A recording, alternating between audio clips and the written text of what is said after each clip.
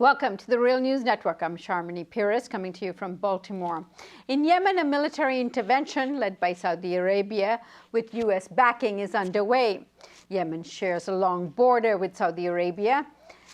Airstrikes began on Wednesday, just days after Yemen's foreign minister called on the GCC, the Gulf Cooperation Council, and the UN to stop the Houthi movement, which took control of the capital Sana'a back in September of last year. Meanwhile, the Yemeni president, Hadi Mansour, fled Sana'a in February, and he has now appeared in Saudi Arabian capital of Riyadh.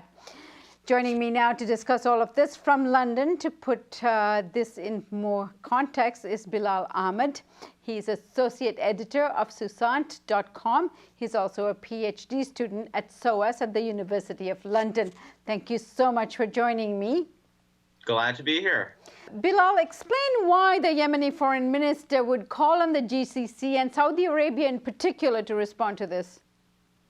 Well, I don't actually think it's very surprising. Saudi Arabia has a very long history of being involved in Yemeni politics. It certainly dates back through the Yemeni revolution several years ago, but Saudi Arabia has been historically involved in shaping the Yemeni political process. It was intimately involved in the North Yemeni Civil War, which was a proxy war that involved Egypt, and it has also been involved before that in shaping the nature of the imamate that controlled the country. Saudi Arabia has also been historically very anxious at a southern movement that previously had much more avowedly Marxist tendencies and threatened to destabilize the country. So I'm not actually surprised at all that Saudi Arabia would have these ties in place, that it would be seen as a natural partner. And I'm also not surprised that the current government would call to Saudi Arabia directly,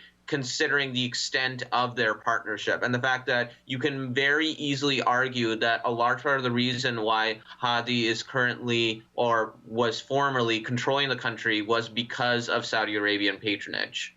Now, most mainstream media, the New York Times and others, are calling this a proxy war for regional dominance between Saudi Arabia and Iran. Do you think there's any truth to that? Well, it's actually I just read a posting by a SOAS professor named Laleh Khalili, who said that the interesting thing about this prolonged series of conflicts in the Middle East has been the tendency of international media analysts to constantly segment every political organization and group within these categories of Shia and Sunni in order to explain everything in this bizarre sectarian language.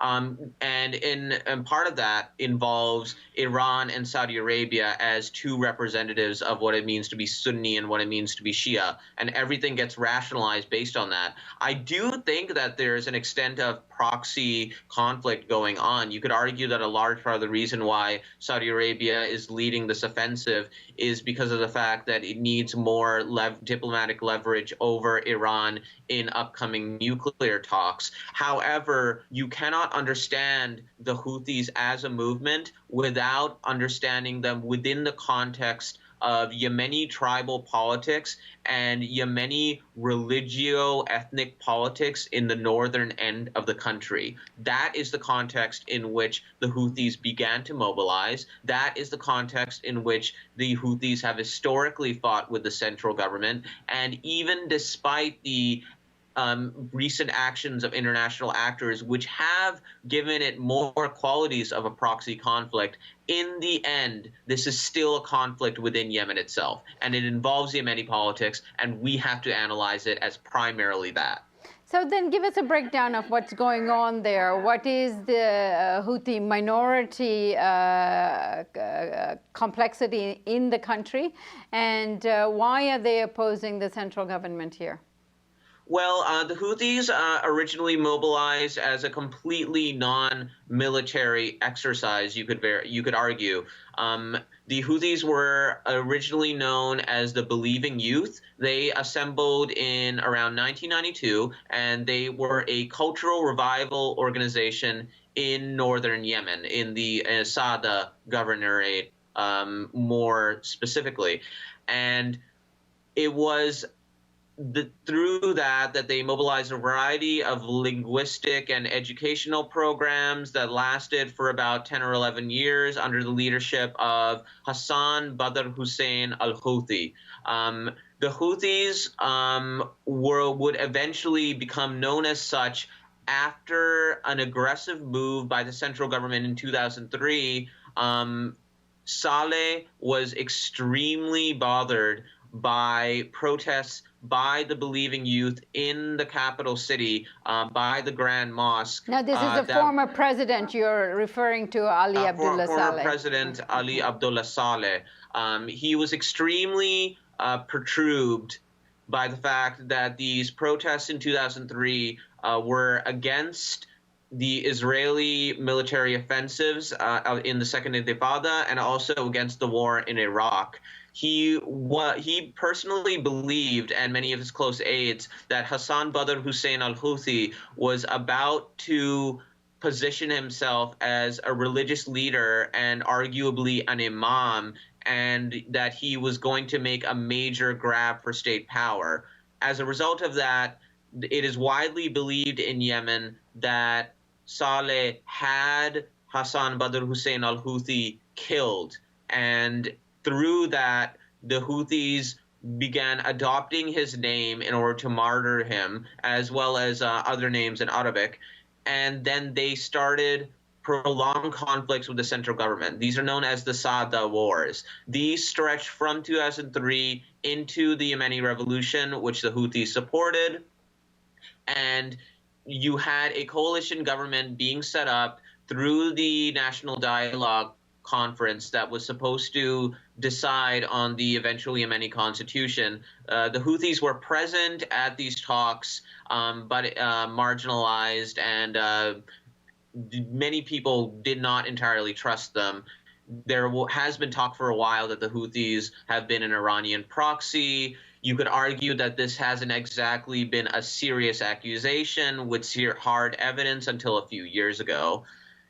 And it was in the failure of the National Dialogue Conference that you had an opening for some non-state actor and some militia group to take power from the Hadi government, because Hadi was so ineffectual, because his base of support was actually rather weak, and because large parts of the country were completely unstable and collapsing. You had tribal uprising in many areas of the country. You had failure of many areas of infrastructure. You had an inability to deliver basic goods and services. And all of this created a situation where someone was going to be able to take power. The Houthis eventually did take a chance and occupied the capital city directly. It is my belief that you had a bit of a delay from the Houthis occupying the capital city and the Houthis eventually taking the presidential palace, because they wanted to consolidate their power a little bit more, and because they wanted to set up a variety of logistical posts, machine gun nests, and so on in order to eventually defend the capital city from a possible intervention. So, Bilal, this seems to be a very serious effort, in the sense that they've taken over the main airport, and also they've managed to push or exit the Americans who are occupying and controlling that airport out of the country. Now, in terms of geopolitical strategic value of Yemen, and perhaps the interest of the United States in Yemen, which which obviously they're backing the Saudis to conduct these airstrikes. What would be the U.S.'s interest here? The U.S. has a couple of interests. You could argue that part of what's going on is that Bab al-Mandab, which is the sliver of sea space that connects the Yemeni coastline with the Suez Canal in the west and the Indian Ocean to the east, would be threatened by potential instability in the country, although I myself am skeptical of this argument because the Houthis haven't given any indication that they would shut Bab al-Mandab down. You could argue that another part of what's happening is that the oil market is currently convulsing from instability in Yemen, even though Yemeni oil production is negligible. But the largest reason that the United States is involved right now is because the Houthi activities in the country are currently compromising U.S. activity against Al-Qaeda in the Arabian Peninsula. And Al-Qaeda in the Arabian Peninsula has become an obsessive issue for the United States in the country, and frequently at the expense of other concerns that you could argue they should have, such as developing the central government. The United States is parochially focused on counterterrorism efforts against AQAP. Bilal, thank you so much for joining us today. No problem. And thank you for joining us on the Real News Network.